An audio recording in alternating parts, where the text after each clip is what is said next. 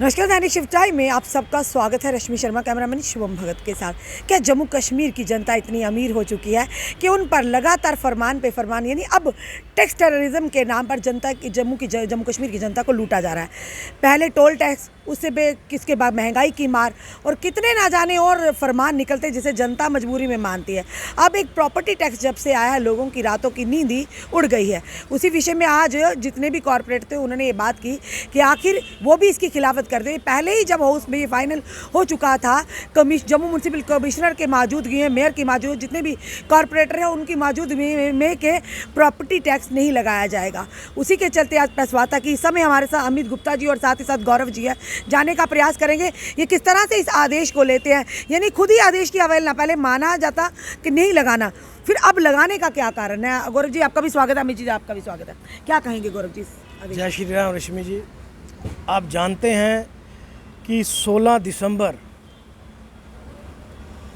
2022 को general house की meeting में, बैठक में ये पास किया गया था, जब डेमोक्रेटिक आज़ाद पार्टी के कॉरपोरेटर्स और इंडिपेंडेंस कॉरपोरेटर्स ने इसका विरोध किया कि प्रॉपर्टी टैक्स जम्मू शहर के अंदर नहीं लगेगा। उसके बाद 16 दिसंबर को जब नगर निगम की बैठक में, और सबसे बड़ी बात, रविंदर रैना जी की मौजूदगी में, उनकी प्रेजेंस में ये हाउस लगा था और उसमें साफ तौर पे हमने इस प्रस्ताव को पास किया था, जो अमित गुप्ता जी ने ही लाया था, कि जम्मू नगर निगम के अंदर के दायरे में प्रॉपर्टी टैक्स जो है वो नहीं लागू होगा।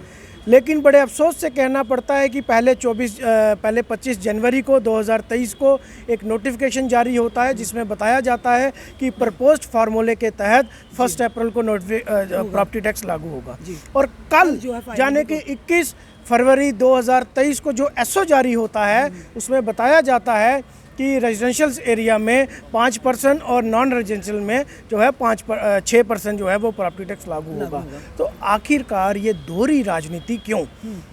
हम पूछना चाहते हैं हमारे माननीय मेरे दोस्त जो हैं वो मेयर साहब राजेंद्र शर्मा जी से, कि आप जब कॉरपोरेटर थे तब कहते थे कि जो जनरल हाउस की मीटिंग होती है उसमें जो भी डिसीजन होते हैं वो अपने आप में सुप्रीम पावर है। तो आज उस सुप्रीम पावर को बाईपास करते हुए एलजी एडमिनिस्ट्रेशन ये एसओ कैसे जारी कर सकती है?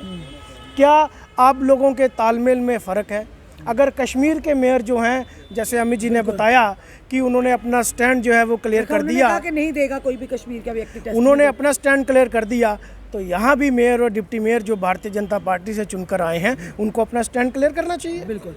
आज जम्मू शहर का कसूर क्या है? कभी पीला पंजा चलाते हैं, कभी लोगों को येलो लाइंस के माध्यम से तंग किया जाता है, और आप देख रहे हैं कि जम्मू शहर जो है वो प्रदर्शनों का शहर बनता जा रहा है। चाहे wine shop mafia, mining mafia, teachers हों, बीएसएफ सीआईएसएफ के बच्चे हों, आपने कितनी कवरेज की, भारतीय डेली वेजर्स हों, हमारे पीएचई के तमाम लोग जो आज प्रदर्शनों के लिए बैठे हैं। ये 370 टूटने के बाद एक 200 साल की पुरानी हमारी साल की जो स्टेट जो हमारी, जिसको यूटी में तब्दील किया गया, महाराजा हरि सिंह जी ने अगर विलय करवाया था तो एक स्टेट का करवाया था। खुशियां में तो आप लोगों ने मनाई थी। इन लोगों ने, जिन लोगों ने खुशियां मनाई, आज लेह लद्दाख ने सबसे ज़्यादा खुशी मनाई थी, और लेह लद्दाख ही आज जंतर मंतर के आगे बैठा है कि हमें हमारी स्टेट जो है असेंबली के साथ वापस कर दो। अगर हमें यूटी दिया था तो असेंबली के साथ दिए। जी बिल्कुल। उन्होंने और आज वही चीज़ जम्मू कश्मीर के साथ हुई, जिन लोगों ने ढोल नगाड़ों के साथ 370 टूटने का स्वागत किया, जिन लोगों ने एक स्टेट को यूटी में तब्दील करने का स्वागत किया। हमारी स्टेट की, हमारे जम्मू कश्मीर की डिमोशन हुई और इन लोगों ने ढोल नगाड़े बजाए, इन लोगों ने तिरंगे झंडे उस वक्त बजाए कि लोगों को बताया कि पता नहीं हम पाकिस्तान में रहते थे। जनता भी तो साथ ही ना, लोगों को गुमराह किया गया ना, जम्मू की जनता को गुमराह किया गया, बताया जनता का ही बज रहा है जिस तरह से हालात। देखिए आज जो हालात बन रहे हैं, मैं रश्मि जी एक बात कहना चाहता हूँ। रविंदर रैना जी नई बस्ती में खड़े होकर कहते हैं कि अब कहीं पीला पंजा नहीं चलेगा, बुलडोजर नहीं चलेगा, अगर चलेगा तो रविंदर रैना खड़ा हो जाएगा। 3 दिन के बाद रिहाड़ी में पीला पंजा चला, क्यों रविंदर रैना जी आगे खड़े नहीं हुए? खड़े होना चाहिए था ऐसे। बिल्कुल कह रहे थे मेरे ऊपर से होकर जाएगा पीला। इन भारतीय जनता पार्टी की करनी और कथनी में फर्क है। हाथी के दांत खाने के कुछ और दिखाने के कुछ और है। जी चलिए हम अमित जी की तरफ आते हैं। अमित जी, जिस तरह से इन्होंने कहा कि ये पहले ही जनरल होस्ट में फाइनलाइज हो गया था कि नहीं होगा, फिर इस आदेश को सामने लाने का क्या मकसद है? या जम्मू की जनता इतनी अमीर हो चुकी है, आप भी तो इस समय कॉरपोरेटर का काम करें कि काफ़ी सारा रसूखदार हो गए हैं जम्मू की हर कोई जनता, तो इसीलिए उन्होंने कहा चलिए आप प्रॉपर्टी टैक्स इनसे ले लीजिए। नमस्कार, जय श्री राम। ये प्रस्ताव मैंने ही लाया था, गौरव जी ने बताया था कि जब हाउस लगा था कि प्रॉपर्टी टैक्स नहीं लगे। देखियो, हम जम्मू में रहना, जीना मरना जम्मू के साथ है। जो जम्मू की जनता से प्यार करता है, जो उनको लगता है ये गलत निर्णय हो रहा है, तो आप क्लियर आप मीडिया में आए स्पष्ट। मैं चैम्बर ऑफ कॉमर्स से भी अपील करना चाहता हूँ, जितने तमाम एसोसिएशन मार्केट के प्रेसिडेंट हैं उनसे भी अपील करना चाहता हूँ। ये एक का छोटे दुकानदार का मसला नहीं है और ना बड़े दुकानदार, ये सबका मसला है। ये पहले कहते थे सिर्फ दुकानदार को लगेगा, बड़ी बड़ी मॉल्स को, बिल्डिंग्स पे लगेगा, अब तो ये घरों पे भी लगेगा। अब आउटर ग्राउंड में जहाँ कमेटीज बनी है वहाँ चले, वहाँ तो 2-2 कनाल के घर होते हैं गाँव में, तो वो लोग कहाँ जाएंगे?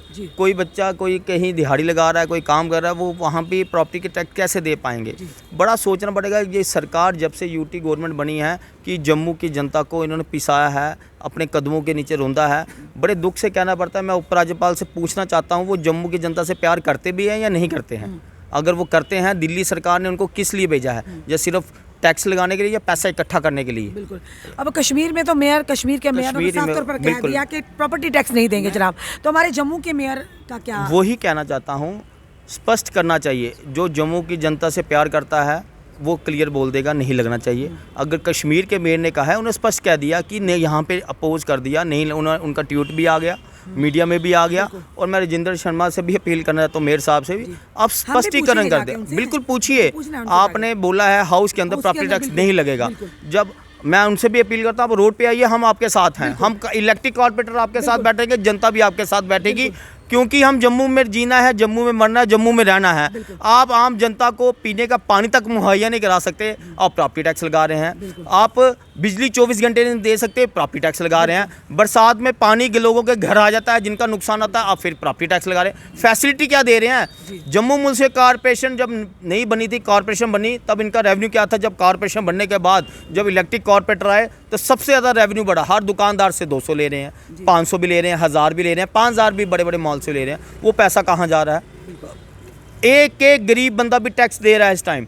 जीएसटी बंदा हर रेस्टोरेंट में जाता है, शॉपिंग करता है, कुछ भी करता है, हर चीज जीएसटी गरीब से गरीब दे रहा है। आप फैसिलिटी क्या दे रहे हैं जम्मू की जनता को? ट्रेनें आपने कटरा बजा दी, माता वैष्णो देवी, जम्मू में यात्री नहीं आ रहा, दुकानदार परेशान, टैक्सी यूनियन सारा देखिए दरबार मूव चलेगा। जो अपना जितना जानीपुर का एरिया लगा लें आप, परेड लगा दें, रुगनाथ बाज़ार लगा दें, जीवल लगा दें, पटेल बाज़ार लगा दें, जैन बाज़ार, वहाँ पे लोकल कश्मीरी घूमता था, रजौरी पुंछ का। उनका सीज़न होता है सर्दियों में कि कश्मीरी के लोग आएंगे, एक प्यार बना हुआ था। जम्मू के लोग वहाँ जहाँ जाते थे, एक रिश्ता, एक प्यार बना था, मतलब आपस में एक गुलदस्ता की तरह जम्मू कश्मीर रहता था। आज इन्होंने जब से आया, जहाँ बकरी और शेर इकट्ठा पानी पीते थे, आज इन्होंने हिंदू, मुस्लिम, सिख, ईसाई में एक दीवार पैदा कर दी। और जम्मू की जनता ने क्या गुनाह कर दिया? मैं बीजेपी वालों से पूछना चाहता हूँ कि आपको 25 MLA जम्मू के जनता ने दिए, आपको सर पे बैठा के रखा, आज वही जनता को आपने पैरों के नीचे दबा के रखा। जहाँ इनकी चलती नहीं है, तो जहाँ ऊपर राज्यपाल ये सोचते हैं जम्मू के लोगों को बाहर यूपी या दिल्ली और यूपी बिहार को जम्मू लाना चाहते हैं। इनकी जो करनी और कथनी में दिखता है कि आप ब्यूरोक्रेट देख लीजिए, जितने तमाम ब्यूरोक्रेट या कोई यूपी से या बिहार से, दिल्ली से आया हुआ है। एक जम्मू का एक काबिल अफसर नहीं दिखता इनको, कोई एडवाइज़र भी नहीं दिखता इनको कि एडवाइज़र भी आपको बाहर का मिल रहा है। जम्मू का कोई अच्छे पढ़ा लिखा एडवाइज़र नहीं है कि आप जम्मू की आवाज़ को भी बुलंद कर सके। ये सिर्फ पैसा अटैचियाँ इकट्ठी करेंगे, यहाँ पे स्मार्ट सिटी के नाम पे पैसा इकट्ठा करेंगे, ये पैसा बाहर ले जाएंगे। बड़े बड़े ठेकेदार देखिए बाहर से आए हुए हैं, जम्मू वालों को क्या मिल रहा है? यही कहना चाहता हूँ, जम्मू को अब एक होना पड़ेगा। आपके माध्यम से अपील करना चाहता हूँ चैम्बर ऑफ कॉमर्स और जम्मू के सोसाइटी के लोग और जितने बार एसोसिएशन से अपील करना चाहता हूँ, हम सबको एक मंच पे आके इस पे प्रॉपर्टी टैक्स को नहीं लगना चाहिए, यही कहना चाहते हैं। डेमोक्रेटिक आज़ाद पार्टी से हैं गौरव चोपड़ा जी। गौरव चोपड़ा जी, ये जब आप लोगों को, क्या आप लोग इस बारे की अवगत थे कि प्रॉपर्टी टैक्स से लगने वाला, जब जनरल उसकी मीटिंग हुई तब आपकी उपस्थिति थी, इस तरह से क्या क्या दर्शाते हैं कि जब कोई फैसला लेना होता तो रातों रात लेता, तो आपको पूछा नहीं जाता? आप भी तो जनता के रिप्रेजेंटेटिव हैं, आप इस चीज़ को किस तरह से लेते हैं कि लगातार अब टैक्स टेररिज्म के माध्यम से खास करके जम्मू की जनता को एक टेस्टिंग लेबोरेटरी समझ लिया गया है? यानी टेस्ट करते हैं, जनता अगर रिएक्ट करती है तो उसमें फेरबदल करते हैं, अन्यथा थोप देते हैं। टोल टैक्स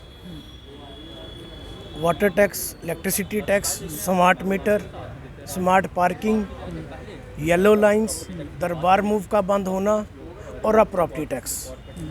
टैक्स के ऊपर टैक्स, और सबसे बड़े टैक्स वाइन शॉप माफिया के टैक्स, माइनिंग माफिया के टैक्स। जो 700 रुपये की और 800 रुपये की रेत और बजरी मिला करती थी वो आज 12-12 हज़ार रुपये में भी गई, 8-8 हज़ार रुपये में भी गई। आज आप देखें कि मंदिरों के शहर को वाइन शॉप का शहर बना दिया, प्रदर्शनों का शहर बना दिया। जब नगर निगम की बैठक के अंदर इस प्रस्ताव को पास किया गया तो हम भी बेफिक्र हो गए कि अब इसको पास कर दिया गया है। और जो हमारे मेयर साहब ने कहा कि यहाँ प्रॉपर्टी टैक्स नहीं लगेगा, तो हमने भी कहा कि प्रॉपर्टी टैक्स नहीं लगेगा। लेकिन कहीं ना कहीं हम आपस में बात भी करते थे और मुझे मालूम था कि ये कुछ ना कुछ करेंगे, क्योंकि इनके करनी और कथनी में बड़ा फ़र्क है। जिस प्रकार आप देख सकते हैं कि ब्यूरोक्रेसी इन लोगों के ऊपर कितनी हावी है। ये बार बार दिल्ली जाकर वहाँ बताते हैं कि हमारी एलजी साहब नहीं सुन रहे, हमारी ब्यूरोक्रेसी नहीं सुन रही, तो वहाँ से तो फटकार पड़ती है, वहाँ से फटकार पड़ती है। और उसके बाद जो करेंगे वही करेंगे। उसके बाद जब देखने को मिला कि 24 और 25 जनवरी को जो नोटिफिकेशन 2023 को जारी किया गया वो 26 जनवरी का तोहफा लोगों को दिया गया, और अब ये होली का तोहफा लोगों को दिया गया, शिवरात्रि का। तो क्या कहेंगे जनता को आप? जनता को यही कहना चाहता हूं कि जिन लोगों ने घर बैठकर 370 का स्वागत किया था, जिन लोगों ने एक स्टेट को यूटी में तब्दील करने का स्वागत किया था, उन लोगों से ढोल नगाड़े बजाए थे, उन लोगों से कहता हूं जय श्री राम, जय श्री राम, जय श्री राम। कृपया करके सड़कों पे आ जाएं, अपने बच्चों का फ्यूचर बचाएं। आपके बच्चे जो हैं वो आज जम्मू शहर के अंदर उनका फ्यूचर खतरे में है। जी जी, धन्यवाद। नौकरी हमें नहीं मिल रही, बेरोजगारी सबसे ज़्यादा जम्मू कश्मीर के अंदर है, और ये प्रॉपर्टी टैक्स आज अगर इसको 5% लगाया जा रहा है, याद रखिएगा आने वाले समय में जीना मुश्किल हो जाएगा। सांस लेने के लिए भी भारतीय जनता पार्टी टैक्स लगा देगी। जी धन्यवाद। साफ तौर पर आपने देखा किस कदर आज यहाँ के डेमोक्रेटिक आज़ाद पार्टी गौरव जी और अमित गुप्ता जी जितने भी कॉर्पोरेटर थे उन्होंने आज प्रेस वार्ता की थी। फिलहाल हमने गौरव और अमित जी से बात की कि किस तरह से जम्मू की जनता को टेररिज्म के माध्यम से लूटा जा रहा है।